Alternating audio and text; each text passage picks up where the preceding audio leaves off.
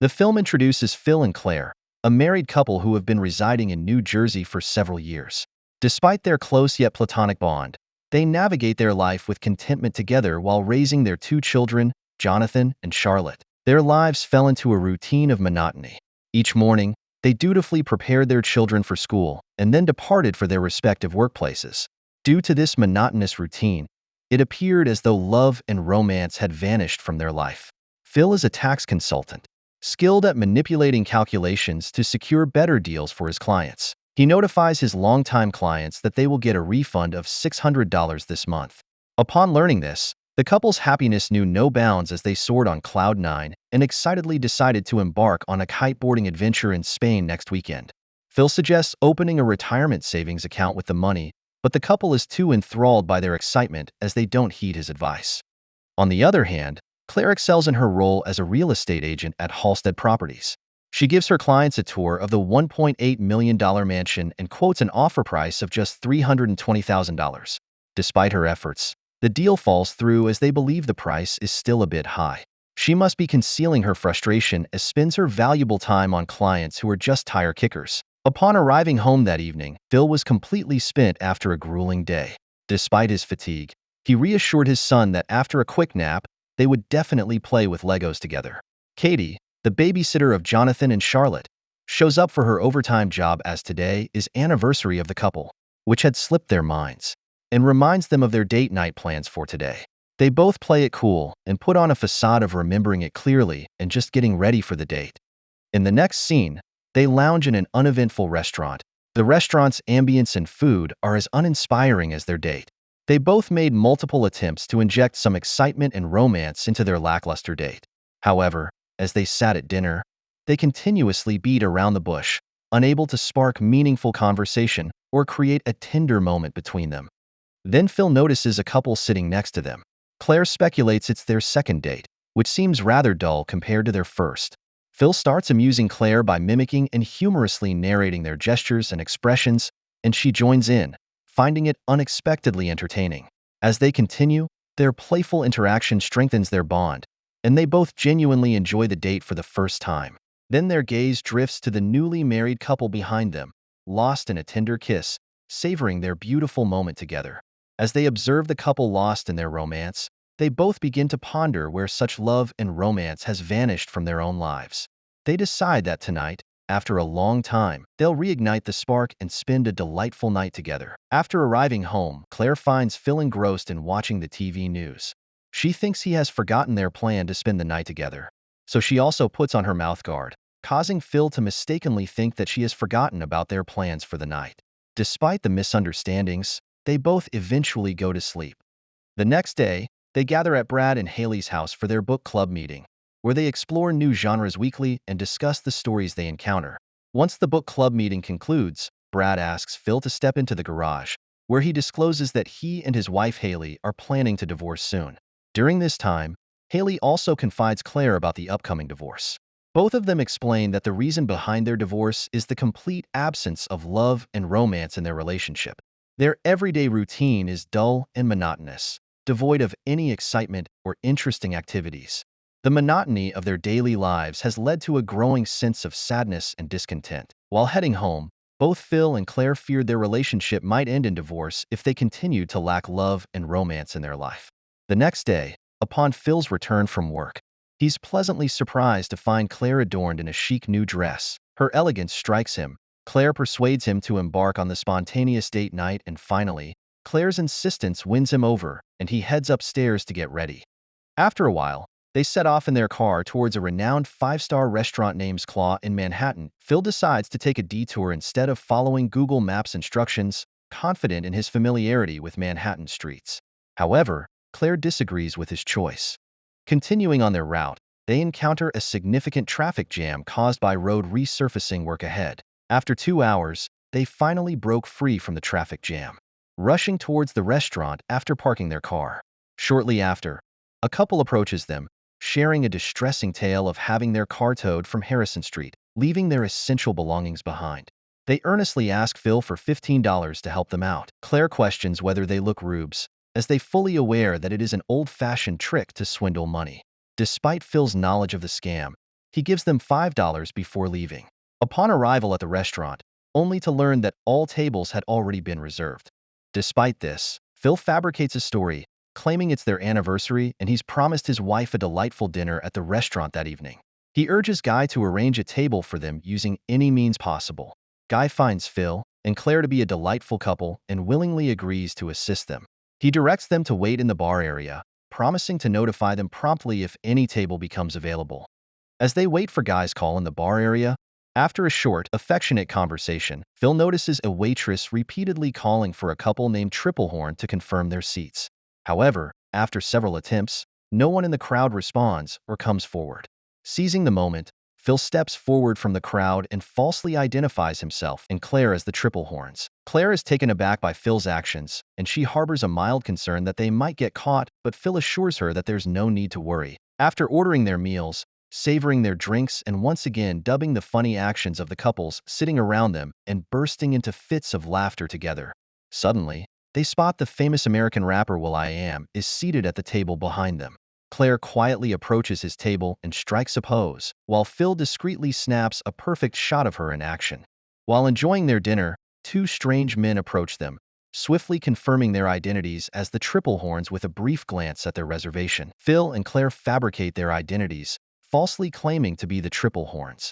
Both the guys request them to come out of the restaurant as they need to discuss an important matter in private, but they brush off the guys and start poking fun at them. They lose their patience and sternly insist that both individuals leave the restaurant immediately. Afterward, they convene in the narrow alley behind the restaurant. Then the guys begin searching Phil and Claire, forcefully confiscating their phones in order to retrieve the flash drive.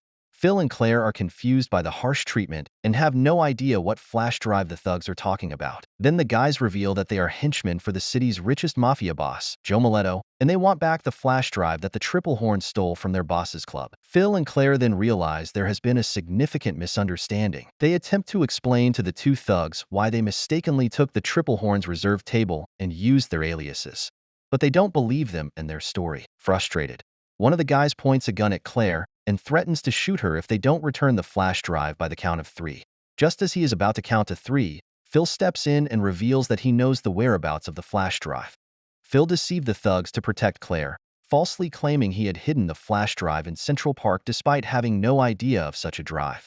His strategy was to lead them to Central Park, a densely populated area, where they could seek help to evade the thugs once they arrived. Upon reaching Central Park, Phil and Claire are shocked to find the area completely desert, a scenario they hadn't anticipated, leaving them high and dry with no one to call for help.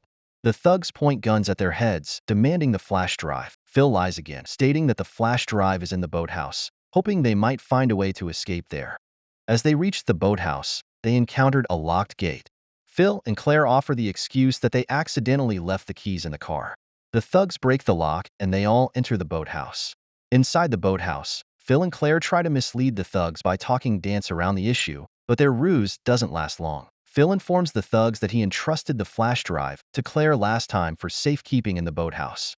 Claire glares at him with frustration, but feeling compelled by the moment, she steps forward impulsively and manages to discover a hidden underground compartment.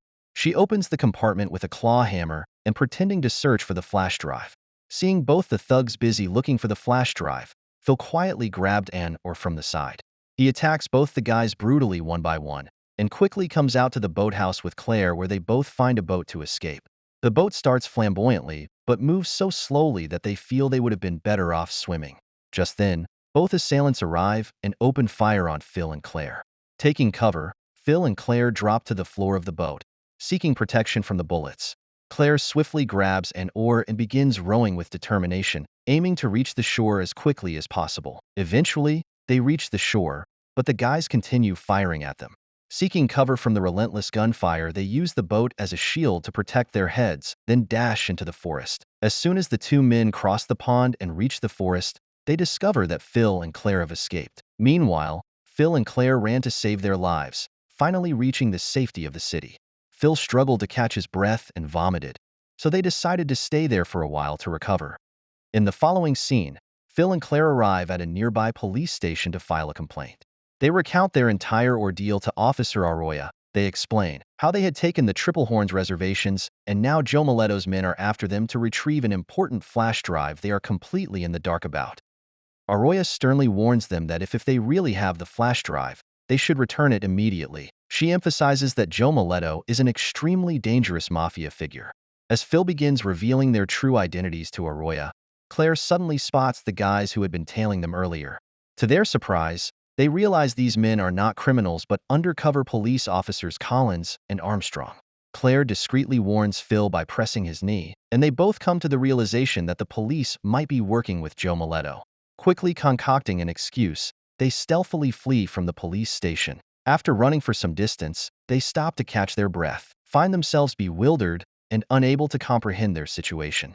Moreover, they can no longer rely on the police for help. Claire, overwhelmed with frustration, begins to lose her control. Phil soothing her and emphasizing that panic will not help them. He urges her to stay calm and think clearly, reminding her that they need a cool head to devise a plan to escape this situation.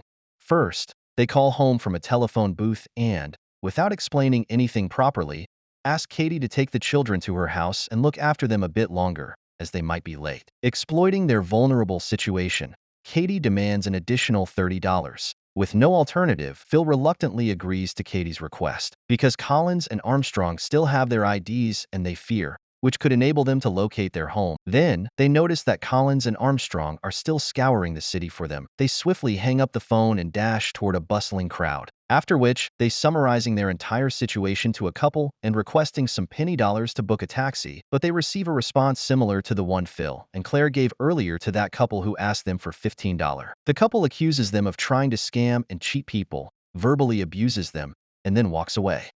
Phil convinces Claire that the only way out of this mess is to find the real Triple Horns themselves, get the flash drive from them, and hand it over to Joe Miletto, as he is confident that Collins and Armstrong will relentlessly pursue them and won't give up on them that easily.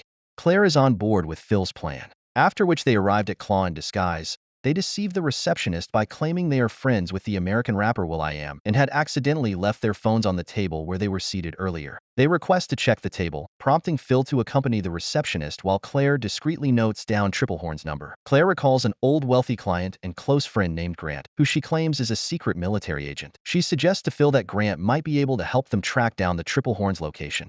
To find Grant's address, they arrive at Claire's locked office Halstead Properties. Claire uses Phil's coat to wrap her hand and breaks the glass with a single powerful punch. Phil is taken aback and impressed by Claire's brave side. As they break in, the alarm blares. Claire hurriedly searches for Grant's address on the computer and eventually finds it, after they swiftly make their escape. Here, Mafia Joe Miletto is shown. Arroyo comes to his hideout and tells him that his lackeys Collins and Armstrong are wasting everyone's time by chasing the wrong couple, Phil and Claire, mistaking them for Triple Horn. Miletto has no knowledge of all this, nor does he have any information about Phil and Claire. He discourages Arroyo from getting involved in this matter and forbids her from interfering in Collins and Armstrong's work, as he has full faith in the abilities of his henchmen. In the next scene, Phil and Claire are standing at Grant's house, and Claire reminds him about herself and asks him for permission to come inside, citing the same emergency reason. After a little struggle, Grant recognizes her and opens the door lock. Upon arrival at the apartment, Grant opens the door for them. Claire and Grant, thrilled to see each other after a long time, are visibly happy and excited. Phil, however, feels a pang of jealousy seeing the way they looked at each other. Meanwhile, at the police station, officers review footage of Phil and Claire breaking into Halstead Properties and obtaining Grant's address. As Collins and Armstrong watch the footage, they realize the couple is now hiding out at Grant's house. They immediately leave for Grant's residence to apprehend Phil and Claire. Grant invites them in. Once inside, Phil and Claire take turns explaining their entire story to him. They then request him to use Triple Horn's cell phone numbers to find out their address. Grant's girlfriend Natanya finds their story amusing and laughs uproariously. Phil and Claire also awkwardly fake a laugh. After which Grant leads them to his secret surveillance room, showcasing his personal setup, which leaves Phil and Claire utterly amazed. Grant gets Triple Horn's number from Claire. Like a skilled detective, quickly discovers the Triple Horn's address in just a few minutes. Claire is impressed and praises him, reigniting Phil's jealousy over their bond. While leaving the room, Phil spots one of Grant's antique guns. Just then, the doorbell rings at Grant's house, revealing Collins and Armstrong at the gate. Phil and Claire look to Grant for guidance. He quickly instructs them to sneak out through the back garage while he distracts Nick and KB in conversation. Phil takes Grant's sports car from the garage without permission and stealthily makes his escape through the back, cleverly evading Collins and Armstrong. Both leave for the Triple Horn house, and on the way, Phil expresses his jealousy and taunts Claire for getting too close to Grant, leading to a small cute argument between them. At last, Claire makes it crystal clear that Phil is the one she truly loves. After a while, Phil and Claire arrive at the Triple Horn's apartment. They ring the doorbell repeatedly, but there is no response. Phil then helps Claire climb down the ladder, and together, they reach the window of the Triple Horn's apartment. Luckily, the window is open and they manage to sneak inside. Finding the apartment empty, Phil and Claire seize the opportunity and frantically search for the flash drive. In her haste, Claire accidentally bumps into a drawer, causing several books to fall noisily to the floor. The commotion draws the attention of the Triple Horns, who emerge from the other room. Before Phil and Claire have a chance to explain, the Triple Horns, mistaking them for intruders, launch a sudden attack. In a desperate bid to protect himself and Claire, Phil brandishes the antique gun he had taken from Grant's house and aims it at the Triple Horns. Phil and Claire hold the couple at gunpoint and demand answers, discovering that their real names are Taste and Whippet. This revelation sparks a heated verbal argument between the two parties, with both sides questioning each other's motives and why Phil and Claire had sneaked into the apartment.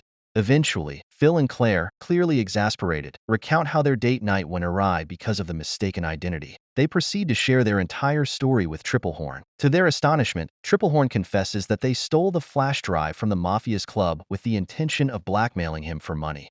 Taste suddenly realizes that he inadvertently gave his real cell number when making a reservation at the restaurant, which allowed Phil and Claire to obtain his home address.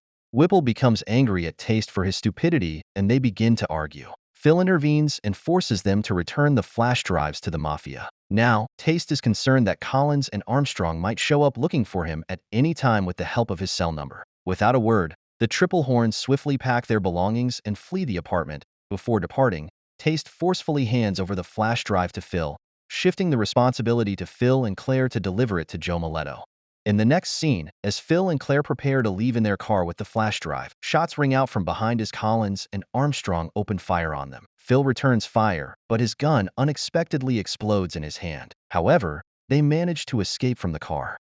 A short while later, Phil becomes distracted during their conversation, causing their car to collide with a taxi. The taxi and their car become entangled, unable to be separated. As the taxi driver and Phil struggle to untangle the car from the taxi, when Collins and Armstrong arrive, shooting at them, Phil is left with no choice but to escape with the car still attached to the taxi. Soon after, Collins and Armstrong join the pursuit in their vehicle, resulting in a frantic chase through the city streets. The escalating chaos leads to multiple collisions with other cars along the way. Seeing the taxi driver in a panic, Phil quickly directs Claire to take the wheel. Despite the danger, he bravely maneuvers his way to the taxi, seizing control of it to stabilize the situation. Phil's curiosity mounts regarding the contents of the flash drive, driving him to question why Collins and Armstrong are relentlessly pursuing him with deadly intent. He asks the taxi driver for his Kindle, plugs in the flash drive, and discovers footage showing the city's district attorney Crenshaw engaging in debauchery and orgies with the club's naughty girls. In the distance, Phil spots a police blockade and quickly shifts the car into reverse. His maneuver causes Collins and Armstrong's vehicle to collide with the police vehicles and barricade ahead. The taxi driver is commending Phil's driving skills when suddenly a truck collides with their car, violently separating them. Phil quickly realizes the taxi's brakes have failed. The driver leaps out of the taxi to save himself, while Phil and the car plunge into a nearby pond. As Phil climbs out of the pond, he watches helplessly as the flash drive sinks beneath the water along with the taxi. In the upcoming scene, Phil reveals to Claire the shocking truth about District Attorney Crenshaw's involvement in debauchery at Flash Drive. They uncover a deeper scandal involving Joe Mileto, who operates a network of illicit nightclubs. To ensure Crenshaw and his police turn a blind eye to Mileto's activities, he allows him to indulge in debauchery at his clubs. Phil wanted to expose Joe Mileto and the district attorney's true face and their illegal activities to the police so that they could escape Mileto, but he couldn't do it without the flash drive. So both Phil and Claire took it upon themselves to expose him, but this time as the real Triple Horn. Phil and Claire head to Mileto's club, but are stopped by a security guard at the entrance. Thinking quickly, Phil tells him that he is an old friend of Miletto's who pimps out naughty girls for his club. On this basis, the security guard allows them to enter. As soon as she goes inside, Claire rushes to the makeup room and swiftly reappears dressed provocatively. Phil is taken aback by Claire's bold new look. After a while, they head to the personnel room where they find Crenshaw surrounded by girls, indulging in revelry. A guard initially blocks their approach to Crenshaw. However, Crenshaw, captivated by Claire's bold appearance and striking beauty, drops his guard. Intrigued, he asks Phil and Claire to entertain him with a dance. Phil and Claire, despite their amateurish moves, deliver a hilariously funny dance performance. Despite their lack of expertise, Crenshaw thoroughly enjoys their antics, finding their performance amusing and endearing. Finally, after seeing Claire's bold dance moves, his lust gets aroused and he calls both of them near him and asks them about Claire's rate for one night, on which Claire blackmails him that she is worth the same amount for one night as his flash drive is worth, and both of them claim that they are triple horns. Hearing this, Collins and Armstrong point out guns at them and take them to the rooftop of the club to talk in private. Phil threatens Crenshaw and his men that if anything is done to him and his wife, the entire contents of the flash drive will be released on the internet. Then Miletto arrived on the scene, demanding the flash drive from Phil and Claire. Phil calmly assured him that the flash drive, along with the photographs of Crenshaw stored inside, was securely protected. Upon hearing about his photographs, Crenshaw asks Miletto what kind of photographs are they talking about. Phil confronted Miletto in front of Crenshaw, disclosing that Miletto had covertly private photographed Crenshaw with naughty girls from the club, intending to blackmail him with the pictures. Tensions escalated quickly into a heated argument between Crenshaw and Miletto, their voices dripping with animosity. And they all point guns at each other and start fighting over trivial matters. Phil and Claire intervened, standing between Crenshaw and Miletto as tensions peaked.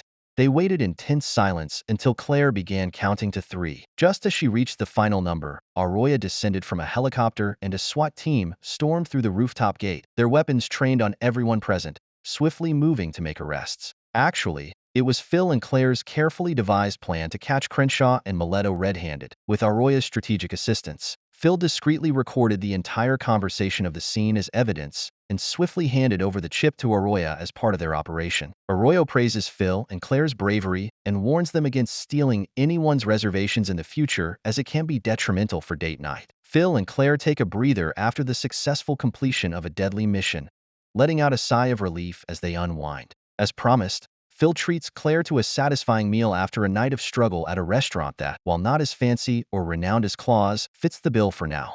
In the final scene, Phil and Claire arrive home, sharing a tender kiss that marks a happy ending as the film concludes. If you enjoyed it, please subscribe and turn on notifications to stay updated with all our latest videos.